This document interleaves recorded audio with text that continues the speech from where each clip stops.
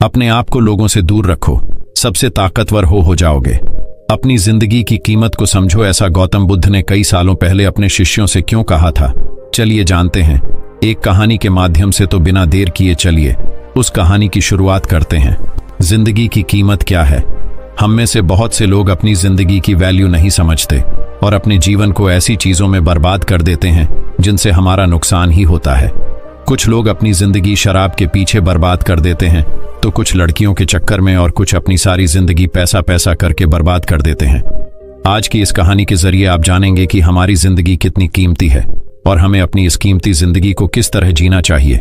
एक बार की बात है, गौतम बुद्ध अपने शिष्यों को जिंदगी से जुड़ी अच्छी बुरी चीजों का ज्ञान दे रहे थे। सभी शिष्य उनकी बातों को बहुत ध्यान से सुन रहे थे। उन सभी में एक शिष्य ऐसा था जिसे प्रश्न पूछने की बहुत आदत थी। वो उठकर गौतम बुद्ध के पास गया और उनसे बोला, आप हमें जिंदगी के बारे में जो कुछ सिखा रहे हैं उस सब का क्या फायदा, क्योंकि हम में से बहुत से बच्चों को ये भी नहीं पता कि हमारे जीवन का मूल्य क्या है और ये जीवन हमारे लिए कितना कीमती है। पहले आप हमें ये बताइए कि इस जीवन का मूल्य क्या है। अपने शिष्य की बात सुनकर गौतम बुद्ध अपने कक्ष में गए और एक चमकता हुआ पत्थर का टुकड़ा लेकर आए। वो टुकड़ा उन्होंने अपने शिष्य को दिया और बोले, मैं तुम्हें इस जीवन का मूल्य तब बताऊंगा जब तुम इस पत्थर का सही मूल्य पता लगा कर आओगे। साथ ही ये ध्यान रखना कि तुम्हें ये पत्थर का टुकड़ा किसी को बेचना नहीं है। गौतम बुद्ध की बात मानकर वो शिष्य बाजार की तरफ चला गया। बाजार में सबसे पहले उसकी नजर एक फल बेचने वाले पर पड़ी और उसने वो पत्थर उस फल वाले को दिखाया और बोला, इस पत्थर के बदले आप मुझे कितने फल दे सकते हो। फल वाला बोला, ये पत्थर कुछ खास तो नहीं है, लेकिन फिर भी इसके बदले में तुम्हें 10 केले दे सकता हूं। वो शिष्य उस पत्थर को लेकर आगे चला गया। फिर उसे एक सब्जी वाला मिला।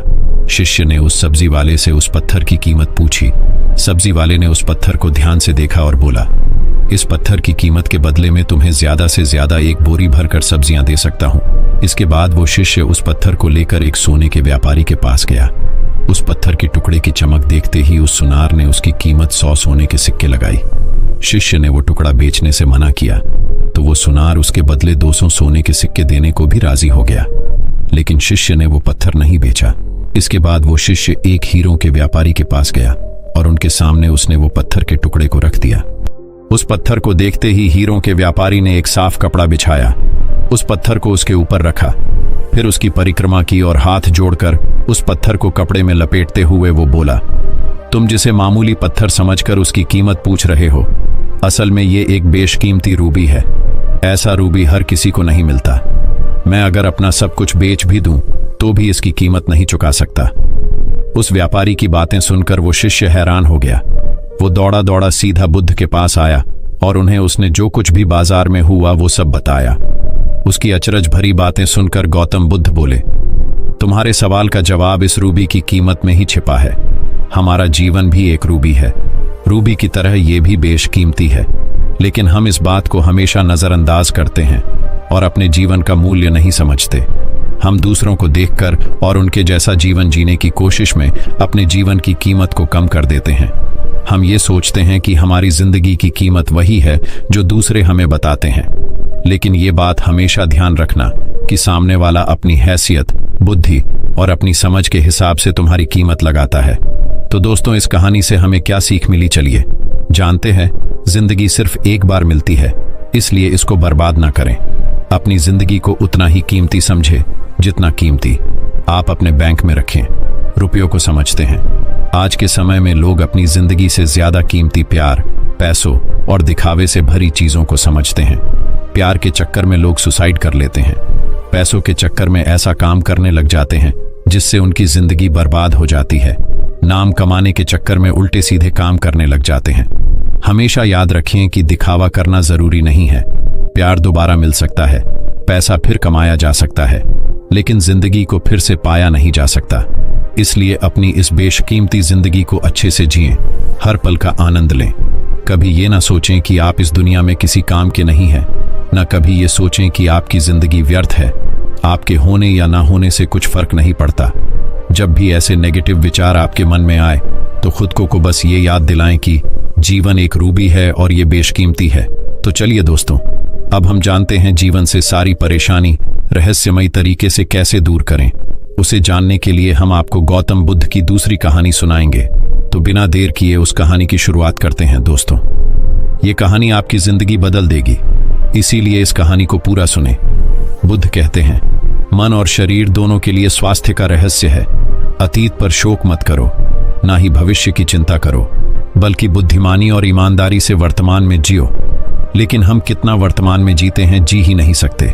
अगर जी सकते हैं तो आप कोशिश करके देख लीजिए, आपका मन और शरीर दोनों स्वस्थ हो जाएंगे। आप भविष्य की चिंता में परेशान नहीं होंगे और ना ही अतीत के दुख को लेकर रोना रोएंगे, बल्कि वर्तमान में चल रही सांस भी आपको आनंद देंगी। मैंने सुना है कि कहीं दूर एक पहाड़ के चट्टान पर एक व्यक्ति बैठा रो रहा था। वहां से एक बौद्ध भिक्षु गुजरा। उसे रोता देख भिक्षु उस व्यक्ति के पास आया और बोला, क्या तुम यहां से कूदकर आत्महत्या करना चाहते हो? व्यक्ति बोला, आपने सही अंदाजा लगाया, मैं चाहता तो यही था, मगर हिम्मत नहीं जुटा पा रहा। भिक्षु ने कहा, क्या सब पीछे छोड़कर आए हो या अपने साथ भी कुछ लाए हो? व्यक्ति ने कहा, नहीं, मैंने सब पीछे छोड़ दिया है, मैं अपने साथ कुछ भी नहीं लाया। भिक्षु ने कहा, तो तुम इतना बोझ लिए क्यों बैठे हो? व्यक्ति ने कहा, कौन सा बोझ? मेरे पास तो कुछ भी नहीं है, मैं तो खाली हूं, कंगाल हूं। खाली इंसान तो ऐसे नहीं रोता। भिक्षु ने कहा, फिर तुम कौन से बोझ के तले दबे जा रहे हो, जो तुम्हारी सांसें भी ठीक से नहीं चल रही? तुम आत्महत्या करना चाहते हो और रो भी रहे हो। खाली इंसान तो ऐसे नहीं रोता, जो कंगाल हो गया है। उसे क्या डर? अपने अंदर में झांको और देखो तुमने कितना बोझ उठाया है, कितना कुछ तुम अपने सर पर ढो रहे हो। इसे उतार कर रख दो, थोड़ा हल्का हो जाओ। कब तक इस बोझ के तले दबे रहोगे? वह व्यक्ति भिक्षु के चरणों में गिर पड़ा और बोला, आपने तो मुझे पढ़ लिया, मेरे अपने भी मुझे नहीं समझ पाए। आप ही मेरी समस्या का समाधान कर सकते हैं। भिक्षु ने कहा, समस्या क्या है? व्यक्ति ने कहा, मेरे घर पर वहां मेरे साथ चलिए। भिक्षु ने कहा, नहीं, समस्या तुम्हारे घर पर नहीं है, समस्या तुम्हारे अंदर है। जब तक तुम अपने अंदर में समस्या का समाधान नहीं करोगे, तुम्हें हर जगह समस्याएं ही नजर आएंगी। और अगर यहां इस चट्टान पर समस्या नहीं है, तो फिर तुम यहां आत्महत्या करने की क्यों सोच रहे हो? मैं आत्महत्या करना चाहता था, क्योंकि तुमने तो घर छोड़ दिया है, समस्या भी छूट गई है, फिर तुम इतने परेशान क्यों हो? व्यक्ति बोला, आप सही कहते हैं, मैं आपकी बात समझ रहा हूं, कमी मुझ में ही है, इसलिए तो मैं आत्महत्या करना चाहता था। मैं किसी काम का नहीं हूं, मैं जो कुछ भी करने जाता हूं सब बिगड़ जाता है, मेरी किस्मत ही बहुत खराब है। भिक्षु ने कहा, ठीक है, मुझे बताओ कि क्या खराबी है तुम्हारी किस्मत में? व्यक्ति ने कहा, मैंने व्यापार करने के लिए अपने परिवार से धन लिया, उस धन से मैंने व्यापार किया, लेकिन मेरा व्यापार ठीक नहीं चला। शुरू में मेरे परिवार वालों ने मेरा साथ दिया, लेकिन धीरे धीरे जैसे जैसे मैं अपने व्यापार में नुकसान उठाता गया, मेरे परिवार वाले भी मुझसे दूर हो गए। मैं सब उन्हीं के लिए कर रहा था, लेकिन वह मुझे अब इन सब का जिम्मेदार ठहराते हैं। मुझे भी लगता है कि मैंने उन सब के साथ गलत किया। मेरा एक मित्र है, उसने भी व्यापार आरंभ किया था, आज उसका व्यापार बहुत अच्छा चल रहा है। वह कभी मेरे घर आता है तो वह अपने अच्छे चल रहे व्यापार की बात करता है। वह बताता है कि कैसे उसने अपने व्यापार को अपने दम पर खड़ा किया, कैसे उसने मेहनत की और सफलता पाई। मेरे परिवार वाले भी कहते हैं कि देख, तेरे बस का तो कुछ भी नहीं है। अब हालात ये है कि मेरा घर भी गिरवी पड़ा है। भिक्षु ने कहा, क्या तुम्हें पता है तुम्हारा मित्र तुम्हारे पास क्यों आता है? व्यक्ति ने कहा, हाँ, मुझे पता है, वह मुझे नीचा दिखाने आता है। वह यह जताने आता है कि वह मुझसे श्रेष्ठ है। वह चाहता है कि मैं उसकी सफलता देखकर दुखी रहूं। भिक्षु ने कहा, क्या तुम दुखी होते हो? व्यक्ति ने कहा, हाँ, दुख तो होता ही हो। भिक्षु ने कहा, दुख किस बात का होता है, अपने असफल होने का या मित्र के सफल होने का? व्यक्ति ने थोड़ी देर सोचा और बोला, अपने असफल होने के कारण इतना दुख नहीं होता जितना मित्र के सफल होने का होता है। भिक्षु ने कहा, अर्थात अगर तुम्हारा मित्र असफल हो तो तुम्हें खुशी होगी। व्यक्ति ने कहा, हाँ, मुझे बहुत खुशी होगी। भिक्षु ने कहा, अर्थात तुम्हारी खुशी तुम्हारे मित्र के ऊपर निर्भर करती है, तुम्हारी समस्या का कोई समाधान नहीं। तुम्हारा मित्र चाहे तो तुम्हें खुश कर सकता है या चाहे तो दुखी कर सकता है। तुम स्वयं से तो ना खुश हो सकते हो और ना ही दुखी हो सकते हो। तुम अपने मित्र के गुलाम हो गए हो। तुम्हारी समस्या का कोई समाधान नहीं है, क्योंकि तुम्हारी खुशियां और तुम्हारे दुख दूसरों के व्यवहार से आते हैं, तुम्हारे स्वयं के कर्म से तो कुछ नहीं आ रहा। व्यक्ति बोला, ऐसा ना कहें, मुझे आपसे बहुत आशा है। भिक्षु ने कहा, जब हम दूसरों से आशा बांध लेते हैं तब हम दूसरों पर निर्भर हो जाते हैं। अगर मैं तुम्हें कोई रास्ता ना दूं तो तुम दुखी रह जाओगे, और अगर कोई रास्ता दूं तो शायद तुम्हें कुछ मिल जाए। लेकिन अगर आशा तुम अपने से बांधोगे तो तुम्हें सफलता अवश्य मिलेगी। तुम्हारा मित्र आज तुम्हें दुखी करने आता है, लेकिन बातें वह सच्ची ही बताता है। वह अपने संघर्ष और अपने अनुभव की बात बताता है। उसके अनुभव और अपनी बुद्धि का उपयोग करो, उसके संघर्ष का उपयोग करो। दुखी होने की जगह खुशी मनाओ कि तुम्हें घर बैठे कुछ अनुभव मिल रहे हैं। संघर्ष करो, हार मत मानो, कर्म करते जाओ। बुरे से बुरा वक्त या अच्छे से अच्छा वक्त दोनों ही गुजर जाते हैं, लेकिन यह दोनों वक्त देखने के लिए जीवित रहना जरूरी है। और जब तुम्हारा अच्छा वक्त शुरू होगा तब तुम्हारा मित्र तुम्हें अपनी सफलताओं की कहानी नहीं बताएगा, वो अपनी असफलताओं की कहानी बताएगा, ताकि तुम गलत निर्णय ले सको। तब भी अपनी ही बुद्धि का प्रयोग करना। उस समय भी वह तुम्हें दुखी करने आएगा, क्योंकि उसे भी उतना ही मजा आता है तुम्हें दुखी देखने में जितना कि तुम्हें आता है उसे दुखी देखने में। व्यक्ति ने कहा, आप सही कहते हैं, मेरे जीवन को मैं नहीं चला रहा, दूसरे ही इसमें सुख और दुख भर रहे हैं। लेकिन क्या अपनों के लिए कुछ करना गलत है? मैं अपने परिवार के लिए अच्छा करना चाहता था, लेकिन वह परिवार ही अब मेरे साथ नहीं है। भिक्षु ने कहा, तुम सांत्वना चाहते हो। वास्तव में इस दुनिया में सब सांत्वना होना ही चाहते हैं। वे चाहते हैं कि हम कुछ करें तो लोग उसकी प्रशंसा करें। प्रशंसा ना होने पर हम दुखी हो जाते हैं। हमें लगता है कि सब मतलबी हैं। लेकिन अगर तुम किसी को अपना परिवार मानते हो और उसके लिए कुछ करना भी चाहते हो तो तुम्हें ऐसा क्यों लगता है कि तुम दूसरों के लिए कर रहे हो? भिक्षु हंसा और कहा, यह छोटा सा बक्सा मैं तुम्हें देता हूं, तुम अपने लिए ही कर रहे हो। अगर तुम्हें लगा कि तुम दूसरों के लिए कर रहे हो तो तुम दुखी ही रहोगे, और तुम्हें लगा कि तुम अपने लिए कर रहे हो तो तुम खुश रहोगे। जब तुम अच्छा केवल अच्छा करने के लिए करते हो तब तुम्हें सांत्वना की जरूरत नहीं पड़ती। व्यक्ति ने कहा, आप सही कहते हैं, मैं समझ गया हूं। अब तक मेरी किस्मत दूसरों के हाथ में थी तो खराब थी, अब मैं अपनी किस्मत अपने हाथ में रखूंगा। अब यह अच्छी हो या खराब हो, मैं हार नहीं मानूंगा। फिर भी क्या आप मुझे कुछ दे सकते हैं? जब मेरे जीवन का सबसे बुरा वक्त हो तब मेरा साथ निभा सकते हैं। भिक्षु हंसा और कहा, यह छोटा सा बक्सा मैं तुम्हें देता हूं, इसे हमेशा अपने पास रखना। इसमें एक ऐसा राज है जो तुम्हें बड़े से बड़े दुख से बाहर निकाल लेगा।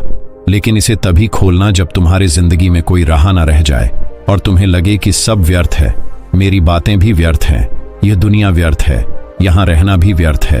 भूख से उसके माता पिता की मृत्यु हो गई। वह व्यक्ति उस बक्से को लेकर चला गया। उसने भिक्षु की बात पर अमल किया और व्यापार आरंभ किया। उसका व्यापार अच्छा चला, उसका जीवन भी अच्छा बीत रहा था। परिवार वाले भी उसके साथ आ गए थे। अब वह जो कुछ भी कर रहा था सब अपने लिए ही कर रहा था।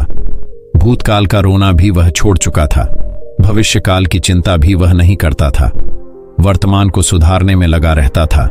लेकिन वक्त बदलता है, अच्छा समय हमेशा नहीं रहता और बुरा समय भी हमेशा नहीं रहता। उसका अच्छा समय भी समाप्त हो गया। उसके राज्य पर किसी राजा ने चढ़ाई कर दी। उसका घर तबाह हो गया, व्यापार तबाह हो गया। उसे अपने परिवार के साथ वहां से भागना पड़ा। उसके पास खाने के लिए भी पैसे नहीं थे। भूख से उसके माता पिता की मृत्यु हो गई। वह अपने पत्नी और एक छोटे भाई और 2 बच्चों को लेकर इधर उधर भटक रहा था। उसके बच्चे बीमार थे, उसे पैसा चाहिए था, लेकिन उसके पास कुछ भी नहीं था। तब उसे लगा कि सब व्यर्थ है, उसका जीवन व्यर्थ है, इस पृथ्वी पर सब कुछ व्यर्थ है। सब बातें जो भिक्षु ने कही थी सब व्यर्थ है, किसी भी बात का कोई मतलब नहीं है। अंततः जीवन समाप्त ही होना है, तो फिर जीवित रहकर क्या फायदा? जब वह यह सब सोच रहा था तब उसकी नजर उस छोटे बक्से पर पड़ी जो उसे भिक्षु ने दिया था। उसने उसे खोला। उसमें एक पर्ची थी जिस पर कुछ लिखा था। उसने उसे पढ़ा और जोर से हंसा। उस पर्ची पर लिखा था, यह वक्त भी गुजर जाएगा। उस बक्से में एक सोने का सिक्का था जिससे उसने अपनी नई जिंदगी की शुरुआत की। हो सकता है आपके पास वह सोने का सिक्का ना हो, लेकिन आपके पास हिम्मत तो है ना कुछ कर ही लेंगे। दोस्तों, आगे बढ़ने से पहले ऐसे ही और बेहतरीन कहानी देखने के लिए हमारे चैनल को सब्सक्राइब कीजिए। तो चलिए बढ़ते हैं हमारी बुद्ध की तीसरी कहानी की तरफ। अपने जीवन से दुख कैसे खत्म करें, चलिए जानते हैं गौतम बुद्ध से। दोस्तों, हमारे जीवन में दुख तो बहुत आता है और यह दुख सबके जीवन में आता है, मगर हम अपनी जिंदगी में दुख से बहुत परेशान हो जाते हैं। तो दोस्तों, आज हम आपके लिए लेकर आए हैं गौतम बुद्ध की एक ऐसी कहानी जो आपके दुखों को दूर कर सकता है। दुख की घड़ी में क्या करें। सबल नाम का एक व्यक्ति अपने जीवन से बड़ा निराश था।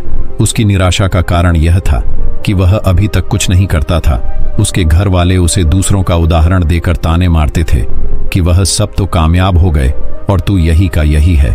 जब भी वह कहीं बाहर जाता तो लोग से उससे पूछते कि तुम क्या कर रहे हो, और उसे यह कहने में बहुत शर्म महसूस होती कि वह अभी कुछ नहीं कर रहा, कुछ करने की कोशिश कर रहा है। धीरे धीरे उसने लोगों से मुंह छुपाना शुरू कर दिया। उसका दुख इतना बड़ा था कि उसको लगता कि वह धरती पर बोझ है और उसके बस में कुछ भी करना नहीं है।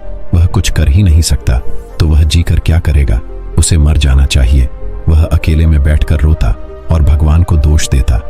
एक दिन उसने नगर में गुरु को देखा जो दुख के ऊपर अपना प्रवचन दे रहे थे। गुरु ने कहा, दुख एक गुरु की तरह होता है जो आपको जीवन के बारे में समझाता है और बताता है। यह आपको सही से जीने का तरीका देता है। आप चाहे तो दुख रूपी गुरु से जीवन जीना सीख सकते हैं या दुख में डूबकर बैठकर रो सकते हैं। सबल भी यह बातें सुन रहा था। उसने गुरु से कहा, दुख कुछ सिखाकर नहीं जाता बल्कि पीड़ा देकर जाता है। दुख की पीड़ा अनंत होती है। ऐसा लगता है कि इसके बाद कुछ नहीं मिलने वाला, कुछ नहीं होने वाला। मृत्यु भी उसके सामने कम लगती है। गुरु ने कहा, क्या दुख है तुम्हें का? आपके पास कोई समाधान है? गुरु मुस्कुराए और गुरु ने कहा, जब तुम्हारे जीवन में असली दुख आए तब मेरे पास आना। गुरु वहां से चले गए। सबल ने सोचा, क्या मेरा दुख असली नहीं है? क्या यह दुख जो मैं झेल रहा हूं दुख नहीं है? कोई भी मेरे दिल का दर्द नहीं समझता, घर वाले नहीं समझते, तो गुरु क्या समझेंगे? अपने दुखों से परेशान होकर सबल ने एक निर्णय लिया कि वह कुछ करके दिखाएगा। उसने एक छोटा सा व्यापार आरंभ किया। उसे उसके व्यापार में सफलता नहीं मिल रही थी, पर उसके घर वाले बहुत खुश थे कि वह कुछ तो प्रयास कर रहा है। धीरे धीरे उसे सफलता मिलने लगी और फिर उसने रफ्तार पकड़ ली। वह 2 वर्ष के भीतर ही एक बड़ा व्यापारी बन गया। अब सबल के आसपास काफी लोग थे जो उसे पसंद करते थे, जो उसकी चिंता करते थे, जो उसके कार्यों की सराहना करते थे, प्रशंसा करते थे। उसके माता पिता भी अपने बेटे की प्रशंसा करते थकते नहीं थे। उसके मित्रों की संख्या दिन ब दिन बढ़ती जा रही थी। वह बहुत खुश था। अपनी जिंदगी में पड़ोस के कुछ मित्रों ने उसे समझाया कि जब वह बड़ा व्यापारी बनकर इतना सुखी रह सकता है तो सोचो, अगर तुम इस नगर के, इस राज्य के सबसे बड़े व्यापारी हो जाओ तो कितना सुख होगा तुम्हारे पास। कितने लोग तुमसे जुड़ेंगे, कितना यश तुम्हारा फैल जाएगा। स्वयं राजा भी तुम्हारी तारीफ करेंगे और जरूरत पड़ने पर तुमसे ही धन उधार लेंगे। यह बात सबल के मन में बैठ गई और अब वह और अधिक प्रयास करने लगा। लेकिन यह सब कुछ उसे बहुत जल्दी चाहिए था। ज्यादा समय इसमें वह बर्बाद नहीं करना चाहता था। इसलिए उसने ऐसे कार्य किए जो उचित नहीं थी। उसने बहुत बड़ी मात्रा में धन उधार लिया, अपने मित्रों से लिया। ज्यादा मुनाफा कमाने के चक्कर में अपने माल की गुणवत्ता खराब कर दी। उसके मित्र उसे जैसा समझाते गए वह वैसा करता गया। दुख की घड़ी में क्या करें। दूसरे व्यापारियों के खिलाफ षड्यंत्र भी रचे। अब उसके जीवन का सुकून कहीं चला गया था। उसे रातों को नींद नहीं आती थी। वह हमेशा कुछ उधेड़बुन में लगा रहता था। सुख साधन की सारी वस्तुएं होने के बाद भी उसे किसी में सुख नहीं मिल रहा था। एक दिन सबल अपने रथ में बैठकर एक मार्ग से जा रहा था। रास्ते में उसने गुरु का आश्रम देखा। वह गुरु के पास पहुंचा और कहा, गुरुदेव, आपने कहा था कि असली दुख हो तो मेरे पास आना। मेरे जीवन में बहुत दुख है, मैं रात को सो नहीं पाता। सबल गुरु को अपनी सारी बात बताई। गुरु ने कहा, जब तुम पहली बार मिले थे तब भी तुम किसी दुख में थे। उस दुख से तुमने क्या सीखा? सबल ने कहा, मैंने सीखा कि केवल सोचने मात्र से कुछ नहीं होता। कर्म को अंतिम पड़ाव तक ले जाना आवश्यक होता है। अपनी सोच को साकार करने के लिए कर्म करना पड़ता है और केवल कर्म करने से कुछ नहीं होता। कर्म को अंतिम पड़ाव तक ले जाना आवश्यक होता है।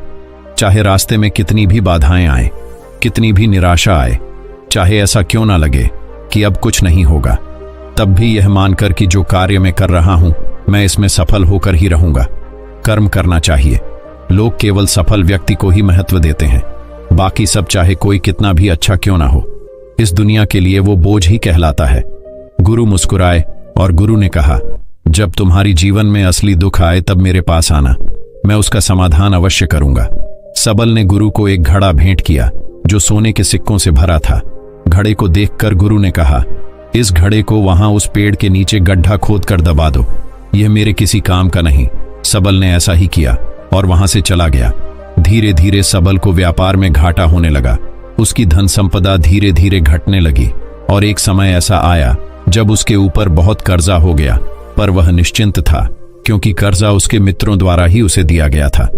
वह सोचता था कि उसके मित्र उसके बुरे समय में उसका साथ देंगे, पर ऐसा कुछ नहीं हुआ। सबसे पहले मित्रों ने ही अपना उदार धन उससे मांगना शुरू किया, ना देने पर जान से मारने की धमकी भी दी। उसके शुभचिंतक, उसके चाहने वाले सब उससे दूर हो गए। उसके पिता उसे उसकी गलतियों को गिनवाने लगे। उसकी सारी संपत्ति नीलाम हो गई, उसके पास कुछ नहीं बचा। उसने अपने पिता से सहायता मांगी। पिता ने कहा, मेरे पास यह थोड़ी सी ही संपत्ति है, अगर मैं तुम्हें यह दे दूं तो मैं और तुम्हारी मां को कहां रखूंगा? हमारा आखिरी सहारा यही संपत्ति है। उसके जीवन में बहुत गहरा दुख था। उसके आसपास कोई भी ऐसा नहीं था जो उसे संभाल सके। लोगों से मिले इस धोखे की वजह से वह टूट गया था। लगता था कि जीने का कोई मतलब नहीं है, मृत्यु ही एकमात्र सहारा है। वह मरने के लिए एक नदी की तरफ जा रहा था। तभी रास्ते में उसे याद आया कि गुरु ने कहा था कि जब उसके जीवन में असली दुख आए तो वह उनके पास आए और वह उसके दुख का समाधान करेंगे। सबल गुरु के पास गया और उसने गुरु को सारी बात बताई और कहा कि मेरे दुख का समाधान कीजिए। गुरुदेव, गुरु ने कहा, जब तुम्हारे जीवन में असली दुख आए तब मेरे पास आना, मैं उसका समाधान अवश्य करूंगा। सबल ने कहा, असली दुख क्या होता है गुरुदेव? क्या अब जो मेरे जीवन में घट रहा है वह दुख नहीं है? गुरु ने कहा, पहले यह बताओ कि तुमने अपने इस दुख से क्या सीखा है? सबल ने कहा, जो लोग तुम्हारी तरक्की के साथ, तुम्हारी सफलता के साथ तुम्हारे साथ साथ आए हैं वह तुम्हें धोखा देंगे, क्योंकि तुम्हारे बुरे समय में वह तुम्हारे साथ नहीं रहेंगे बल्कि तुम्हारा फायदा उठाएंगे। भरोसा केवल उन्हीं लोगों पर करना चाहिए जो तुम्हारे बुरे समय में, असफलता के समय में तुम्हारे साथ खड़े रहे हो। और ऐसे लोग बहुत कम ही देखने को मिलते हैं। जिन्हें मिलते हैं उन्हें हमेशा उनकी कद्र करनी चाहिए। कभी किसी के खिलाफ षड्यंत्र नहीं करना चाहिए। ईमानदारी और धैर्य के साथ काम करना चाहिए, लालच नहीं करना चाहिए। गुरु ने पेड़ के नीचे गड्ढा खोदकर गड़ा हुआ खजाना निकाला जिसमें सोने के सिक्के भरे थे और वह घड़ा सबक को दे दिया और कहा, जब असली दुख हो तभी आना।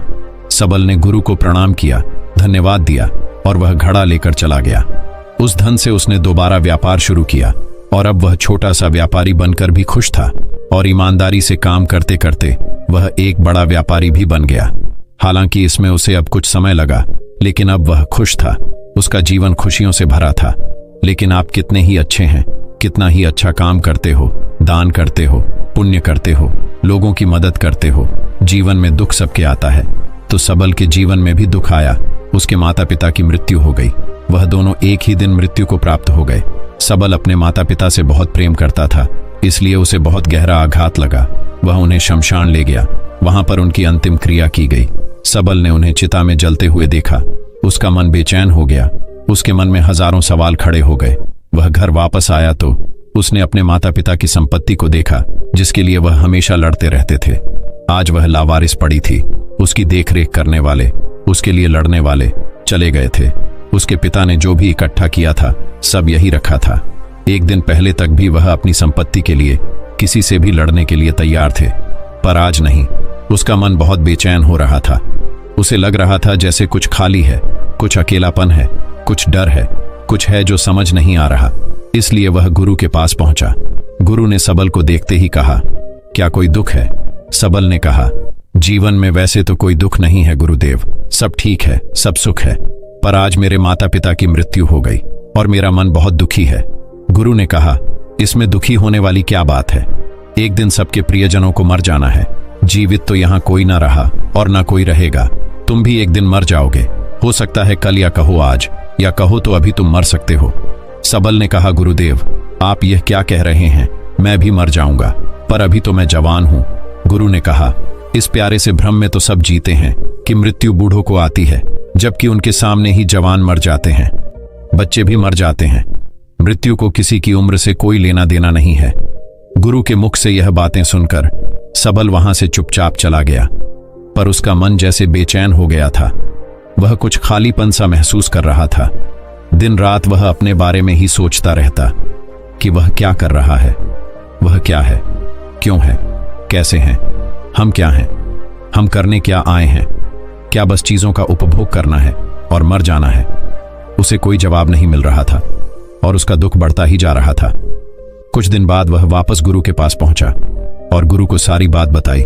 गुरु मुस्कुराए और गुरु ने कहा, आज पहली बार तुम्हारी जीवन में असली दुख उत्पन्न हुआ है। वास्तव में यही है जो दुख कहलाने लायक है कि हमें नहीं पता कि हम क्या कर रहे हैं, क्यों हैं, कैसे हैं, कौन हैं हम और हमें क्या करना है। सबल ने कहा, गुरुदेव मेरे दुख का समाधान कीजिए। गुरु ने कहा, हम सब अपनी जीवन भर क्या इकट्ठा करते रहते हैं। सबल ने कहा, गुरुदेव सभी लोग धन संपत्ति, मान सम्मान, प्रेम परिवार, मित्र शत्रु, पद प्रतिष्ठा इकट्ठा करते रहते हैं। गुरु ने कहा, क्या इनमें से कुछ भी इकट्ठा करके हम अपने साथ ले जा सकते हैं। सबल ने कहा, नहीं गुरुदेव, इनमें से कुछ भी साथ नहीं जाता। मेरे माता पिता के साथ भी कुछ नहीं गया, सब तो यहीं छूट गया। गुरु ने कहा, ध्यान से समझना, इस दुनिया में जिसे हमें इकट्ठा करना है उसे हम कभी इकट्ठा करते ही नहीं। सभी चीजों को देखते हैं लेकिन उसे देखते ही नहीं जिसे हमें इकट्ठा करना है, वह है हम खुद। हम इस दुनिया में अपने आप को इकट्ठा करना है ताकि जब हमारी मृत्यु हो तब हम एक हो सके और अपने आप को पहचान सके। हम बटे हुए हैं प्रेम में, नफरत में, क्रोध में, क्रूरता में, धन में, संपत्ति में, पद में, प्रतिष्ठा में, सम्मान में, पहचान में, धर्म में, जाति में, दूसरों को लूटने में और अपने आप को लुटाने में, और ऐसी ही हजारों लाखों छांव में, वासनाओं में हम बटे पड़े हैं। हम टुकड़ों में जीवन जी रहे हैं। हमारी चेतना कभी एक नहीं हो पाती। हमारी ऊर्जा शक्ति बिखर गई है, इसलिए हमारे पास इतना भी समय नहीं है या इतनी भी शक्ति नहीं है कि हम मुड़कर अपनी ओर देख सकें। वास्तव में लोग जिंदगी भर जिन्हें दुख दुख कहकर चिल्लाते रहते हैं और उनका समाधान खोजते रहते हैं, उन्हें उनका समाधान कभी मिलेगा ही नहीं, क्योंकि जिन्हें वह दुख कहते हैं वह दुख है ही नहीं। इसलिए यहाँ किसी को कभी उनके दुख का समाधान नहीं मिलता। वह बस एक परिस्थिति से छूटकर दूसरी परिस्थिति में फंस जाते हैं। जैसे वह पहली समस्या में रो पड़ते थे वैसे ही वह दूसरी समस्या में रो पड़ते हैं। हमेशा ही एक ही समाधान नजर आता है, वह है मृत्यु, पर वह भी कोई समाधान नहीं है। इसलिए इन सब का अगर परम समाधान चाहिए तो अपने आप को इकट्ठा करो, अपनी ऊर्जा को इस संसार से वापस खींचो, उसे एकत्रित करो, अपने ऊपर ध्यान दो, अपने पर ध्यान लगाओ। मृत्यु से पहले अपने आप को पहचान लो, ऐसे ही बिखरे हुए मत चले जाना। सबल ने कहा, तो क्या गुरुदेव हमें यह संसार छोड़ देना चाहिए, अपनी इच्छाओं को मार देना चाहिए? क्या हमें यहाँ किसी से प्रेम भी नहीं करना चाहिए?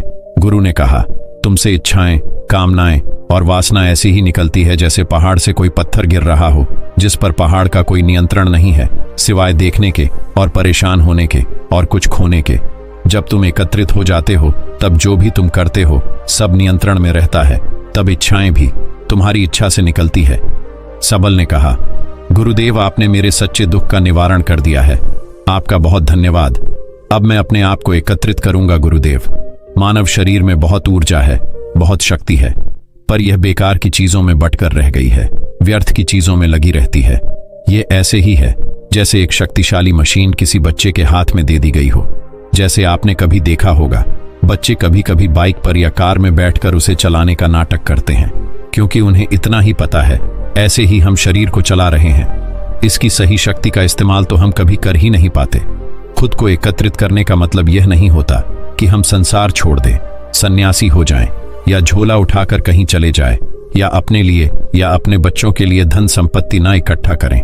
जैसे जब बच्चे बड़े हो जाते हैं तब वह बाइक या कार को चलाकर लंबी दूरी की यात्रा आसानी से कर सकते हैं, नहीं तो बाइक या कार वहीं खड़ी रहेगी और हमें यह वहम रहेगा, भ्रम रहेगा कि हम कहीं जा रहे हैं, जैसा कि बच्चों को होता है, पर हम कहीं नहीं पहुंचते। तो दोस्तों, उम्मीद करता हूं कि आपको यह गौतम बुद्ध की रहस्यमय कहानी उनसे कुछ सीखने को मिला हो। ऐसी और कहानी सुनाने के लिए हमारे चैनल को सब्सक्राइब कीजिए और इस वीडियो को जितना हो सके उतना अपने दोस्तों के साथ शेयर कीजिए।